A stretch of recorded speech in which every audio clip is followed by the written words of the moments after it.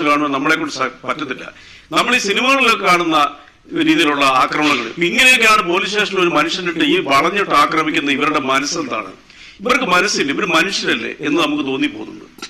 എന്നാൽ ഡോക്ടർ ചോദിച്ച ചോദ്യങ്ങൾക്കുള്ള മറുപടി എന്താണെന്ന് വെച്ചാൽ, എനിക്ക് വ്യക്തിപരമായിട്ട് പറയാനുള്ളത് ഈ ഉദ്യോഗസ്ഥർ കാക്കിയിട്ടിന് ഇവിടെ ഇരിക്കാൻ പാടില്ല എന്നുള്ള. ഈ 4 ഉദ്യോഗസ്ഥർ മാത്രമല്ല, ഈ സുജിത്ത് പറഞ്ഞനുസരിച്ചാണെന്നുണ്ടെങ്കിൽ ഒരു ഉദ്യോഗസ്ഥൻ ജോലി രാജിവെച്ച് PSCയിലൂടെ എഴുതി തൃശ്ശൂർ ഏതോ ഒരു വില്ലേജ് ഓഫീസർ, അസിസ്റ്റന്റ് വില്ലേജ് ഓഫീസറാണ് ജോലി ചെയ്യുന്നുള്ളത്. അയാളെ പിരിച്ചുവിടണം, ഒരു സംശയമില്ല കാര്യത്തിൽ. അയാളിനി ആ ജോലിക്ക് ഇരിക്കാൻ പാടില്ല. ഇവിടെ ആഭ്യന്തര വകുപ്പിനെ കുറിച്ച് ചോദിച്ചു. ഞാൻ ഡോക്ടർ അരുൺകുമാറിന് ശ്രദ്ധയിലേക്ക് ഒരു കണക്ക് ഞാൻ അവതരിപ്പിക്കാം, വളരെ വ്യക്തമായ ഒരു ചിത്രം. അതായത് ദേശീയതലത്തിൽ 12% പോലീസിലെ ക്രിമിനലുകൾ.